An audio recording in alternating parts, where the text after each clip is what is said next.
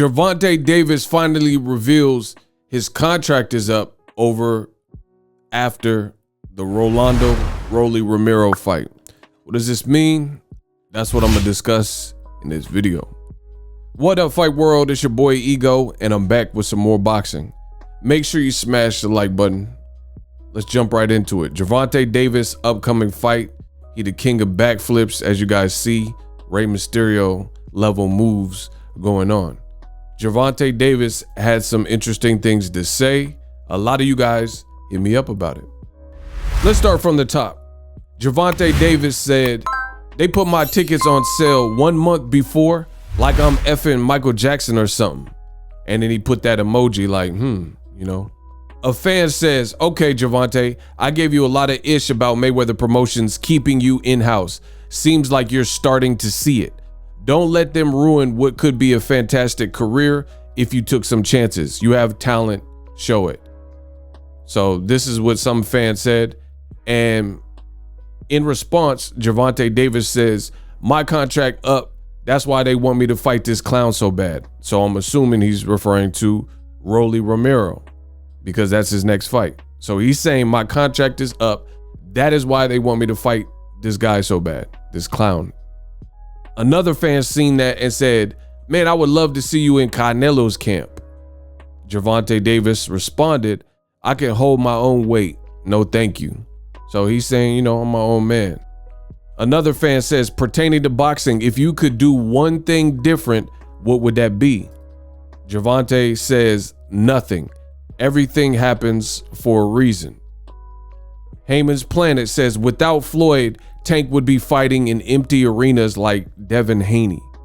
To which Gervonta Davis says, LOL, don't start this ish. So, you know, a bunch of cryptic tweets. Now, Tank said his contract was up, as I've showed you, and it says, oh. Tank said, relax. Relax. So at the end of the day, what does any of this mean? What are my thoughts? For me, I learned in this game, I'm not gonna overthink it. What I do know is Gervonta Davis is a star. Mayweather Promotions, I feel, has guided him in the right way. There's a lot of people who, you know, they're gonna say whatever they want, but he had LeBron James at his LeBron James at his last fight. So the kid is a bona fide star. He's out of Baltimore and he's representing his area very well. And he's collecting wins and collecting them checks. So I'm definitely tapped in for his next fight. He's fighting another serious puncher, a knockout artist, Rolly Romero, who says he's the quote dwarf slayer and a pay-per-view star in the making. With Gervonta Davis saying, hey, my contract's up, this, that, and the third. I mean, that doesn't really mean too much. The fight's signed. This was a fight that was already supposed to previously happen in December, if I'm not mistaken, maybe even December 5th. And Rolly had some legal issues he had to attend to at the time. Those issues have been managed or taken care of or whatever. And now we got Gervonta Davis versus Rolly Romero. A lot of people are going to look into these tweets and, you know, speculate and make their assertions on what's going on. Listen, Gervonta's a grown man. If he got something to say, he'll say it. Throwing them uppies.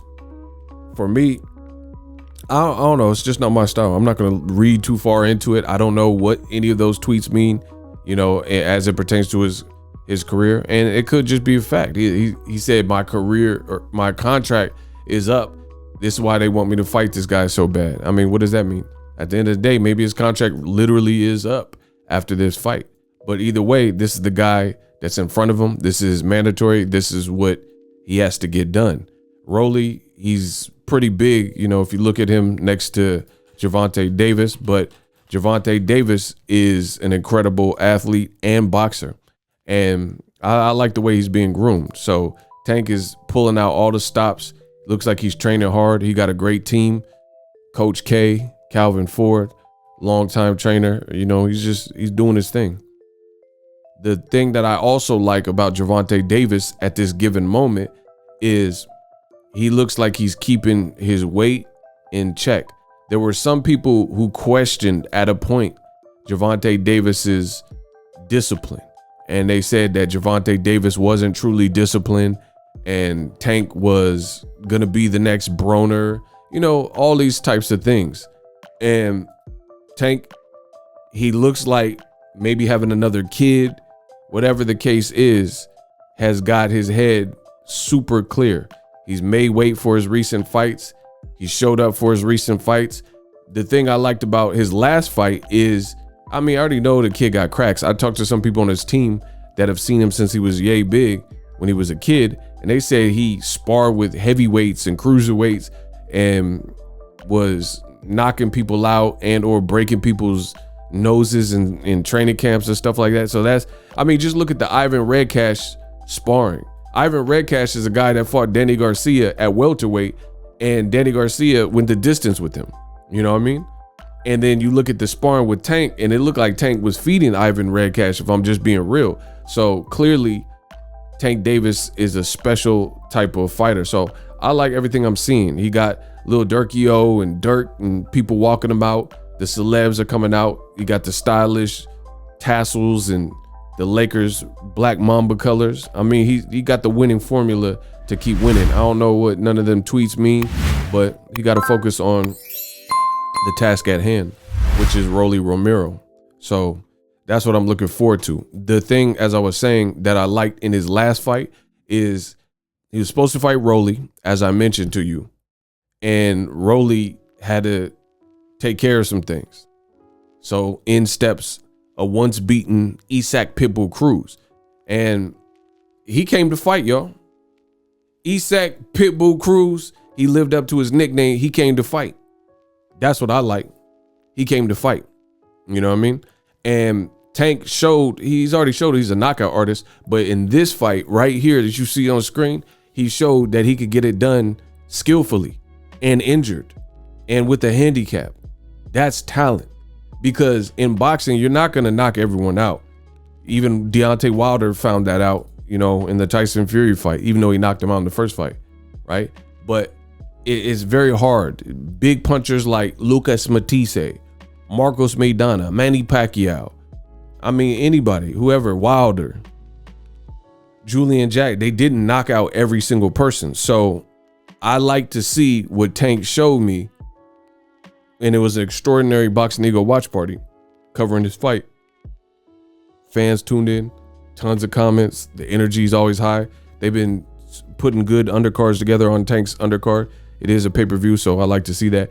But he showed me, the most important thing is he showed me he can get it done without just knocking someone out. And a lot of people slighted Tank Davis for this. They said, oh, he was exposed and, you know, all kinds of goofy stuff. But I didn't see no one. I just see people, we got to get boxing back to the level of purity that I once knew it to have. We got to get boxing back to its true essence, where we start congratulating the fighters, not just the winners, but also the losers in instances like Isak Pitbull Cruz. Because Pitbull Cruz, he lost, so he was the loser, but technically he wasn't a loser. He really showed up for war. He came for a battle, and I'm going to check out his next fight as well. In fact, he's fighting Gamboa, a guy that Gervonta Davis already fought, and then Devin Haney ended up fighting, and Terrence Crawford in the past fought. So all these things, to me, I just feel like we got to get boxing back to what it's supposed to be about. And instead of trying to roast because you have this bias against Tank Davis or certain fighters, instead of trying to make it look like they did something wrong, just talk about what their opponent did right. And that's, some fights are like that.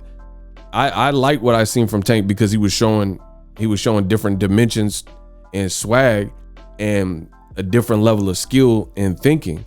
Boxing is the art of hit and don't get hit. Customato told you that when he was working with Mike Tyson. He was like, that's it, Mike. The sweet science, the art of hit, where you can hit them and they can't hit you back. And Gervonta Davis is doing that.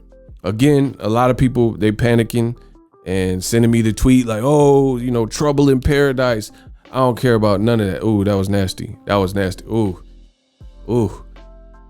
Tank's a beast. I'm watching his next fight. I'm tuned in. Just buckle up and get ready for the show. That's all I'm focused on. We'll see what unveils itself and what happened. That uppie was sick. Let's go. You know, we'll see what happens next. I mean, maybe he's just out of his contract. Look how far Mario Barrios flew back when he hit him, bro. This was crazy. Look, boom. Man, he like rolled back. Anyway, that's all I gotta say. We'll see what these tweets mean, or if they mean or amount to anything. Tank's training, Rolly's training. We have ourselves a fight. They just gotta make weight. Subscribe to the channel. I'm the best in the, oh, I like how he ran. Subscribe. I'm the best. Ooh, I'm the best in the business. I'm out. The future is now. The Hibernation 5s by Kenichi Bear. Hybrid gaming and lifestyle headphones. Out of the box, you can connect to any console or PC. Bluetooth ready with a low latency USB adapter, color RGB, and extreme bass mode. The Hibernation 5s adjust to you. Whether you need a gaming, travel, gym, or lifestyle headphones, the Hibernations got you covered. The new Hibernation 5s, link in the description. Customize the way you hear the world. Welcome to the nation.